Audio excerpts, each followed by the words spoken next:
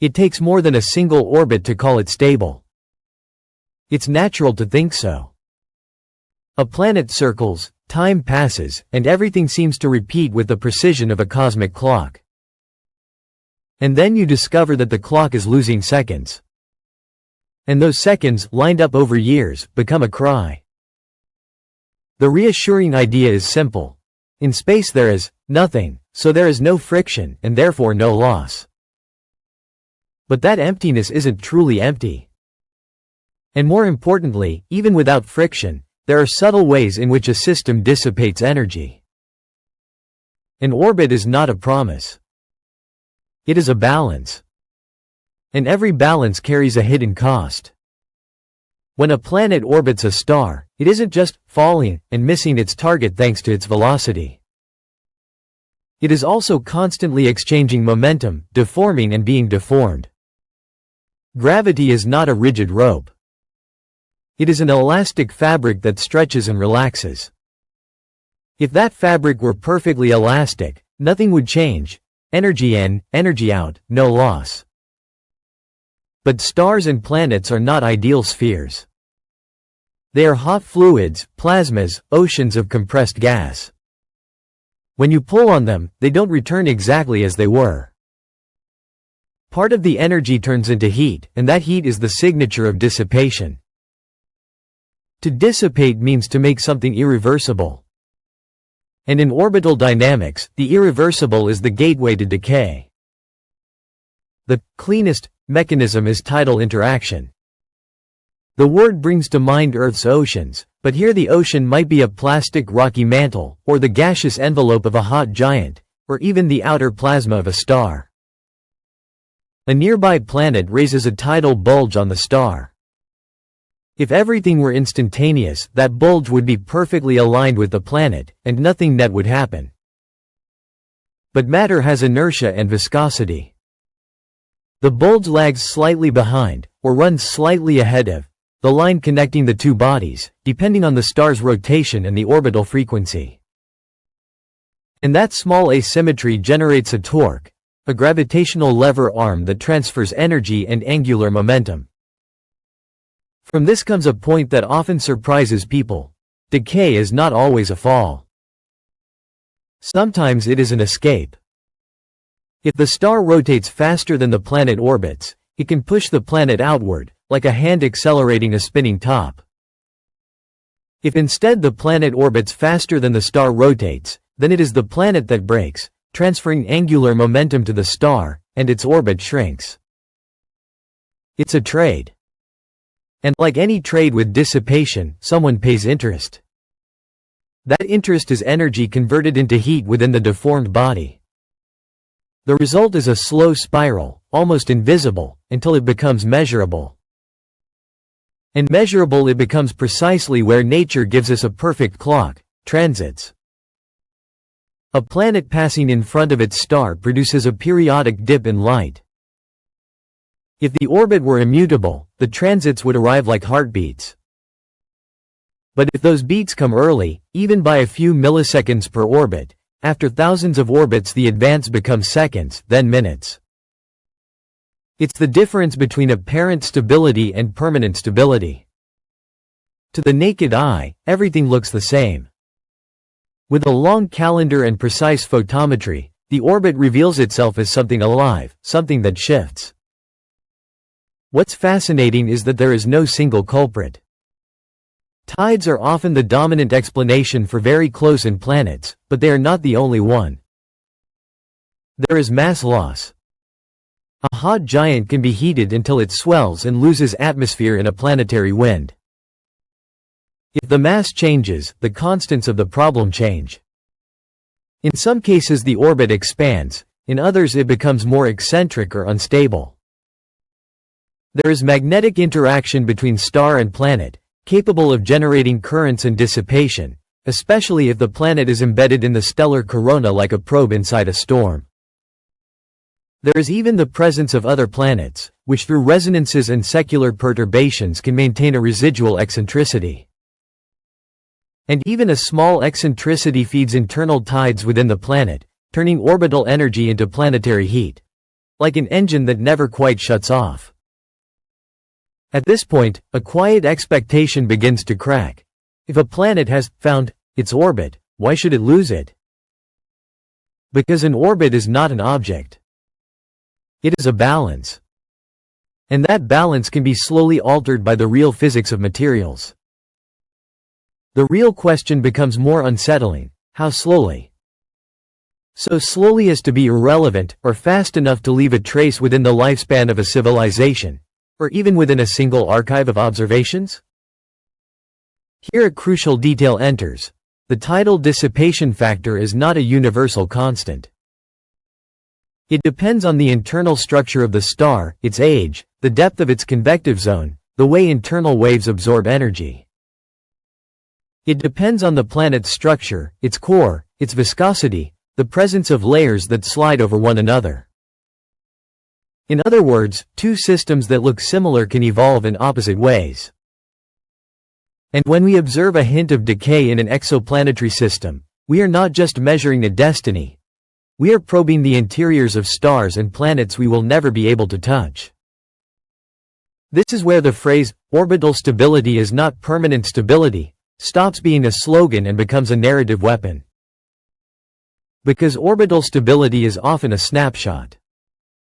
Permanent stability is a film.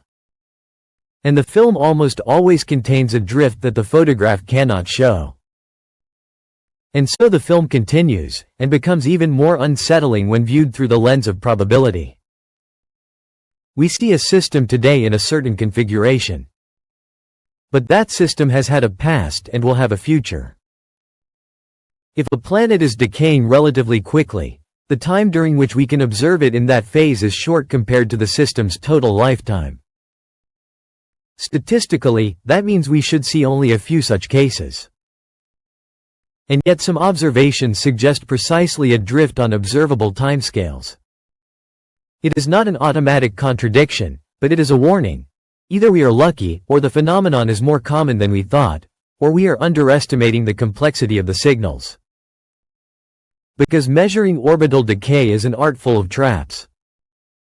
An advance in transit times can be a real change in orbital period, but it can also be an apparent effect.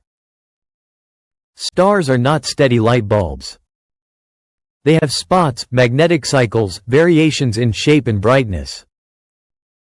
They have active regions that can slightly shift the center of light during a transit, making the planet seem to arrive earlier or later. Moreover, a system can exhibit transit timing variations due to the gravitational influence of another body. A second planet, a brown dwarf, a distant stellar companion. In that case, there is not necessarily decay. There is an orchestra of perturbations shifting the rhythm. Distinguishing a real spiral from an illusion is like distinguishing a fever from a faulty thermometer when the patient is hundreds of light years away. But when the signal holds, the stakes become enormous. A confirmed orbital decay is a natural laboratory for tidal physics, and tidal physics is one of the most uncertain areas of stellar astrophysics. Not because the basic theory is lacking, but because the real parameters are. How quickly does a star dissipate tidal energy? How important are internal waves, convective turbulence, resonances with oscillation modes? And above all, how universal is this behavior, and how much is each star a case of its own? A planet slowly spiraling toward its star can become, paradoxically, a probe of stellar interiors more powerful than many direct observations. Then there is the chapter of extreme consequences, the ones that give the story an inevitable ending. If a very close-in planet continues to lose orbital energy, there comes a moment when its orbit enters the region where tidal forces can destroy it. The famous line is not a sharp boundary, but the idea is clear. Beyond a certain proximity, the difference in gravity between the near side and the far side becomes strong enough to overcome the planet's cohesion. A gas giant can be deformed, torn apart, feeding a disk of material around the star like a slow sacrifice. A rocky planet can fragment, becoming a stream of debris that transits irregularly, turning a clean light curve into a broken pulse. And none of this is science fiction. It is gravitational dynamics with real materials, under conditions the universe produces without asking permission. There is also an even subtler aspect. Decay does not have to be monotonic. A system can go through phases. A star slows its rotation over time due to its magnetic wind, and this changes both the direction and intensity of angular momentum exchange. A planet can migrate inward while the star is young and rotating in a certain way, then slow its decay, then accelerate it again as the star's internal conditions change. In some cases, resonance with stellar oscillations can amplify dissipation for a period, as if the star were playing at just the right frequency to absorb energy. It is an almost musical idea. The orbit is not just a path, it is a frequency that can resonate with a vibrating body. At this point, common intuition finally gives way. An orbit is not a track. It is a dialogue. And every dialogue depends on who is speaking, and how they change over time. When we say a system is stable, we often mean stable on human timescales or on observational timescales. But the universe plays on longer scales, and sometimes grants us the exception. Systems so extreme, so compressed, that evolution accelerates and becomes readable within a single generation of astronomers. And the beauty of this instability is that it does not make the cosmos more chaotic in a trivial sense. It makes it more informative. If everything were perfectly permanent, many internal properties would remain silent. Orbital decay, when it exists, is a sentence physics is speaking out loud. This is how I dissipate energy. This is how viscous I am. This is what I am made of inside. It is a message engraved in the calendar of transits. And so the theme closes with a twist that lingers. Orbital stability is often real, but not in the way we imagine. It is real like a mountain. It seems immobile, yet it erodes. It is real like a star. It seems constant, yet it evolves. The difference between an orbit that endures and one that decays can lie in a tiny asymmetry, an imperceptible phase lag, an internal wave that absorbs energy just a little more efficiently than we expected. And once you understand that, the very idea of taken for granted becomes suspect. Because in the cosmos, almost nothing is guaranteed. Almost everything is a temporary balance that holds as long as losses remain below a threshold. And when they cross it, change does not arrive like a lightning strike. It comes as an advance of a few seconds. Then a few minutes. Then, one day, as a planet that no longer transits, because it no longer exists in the form we once knew. If you've made it this far, it means you love curiosity as much as we do. If you enjoyed this journey, leave a like, write a comment, and subscribe to the channel. It's the best way to support what we do. Your presence truly makes a difference.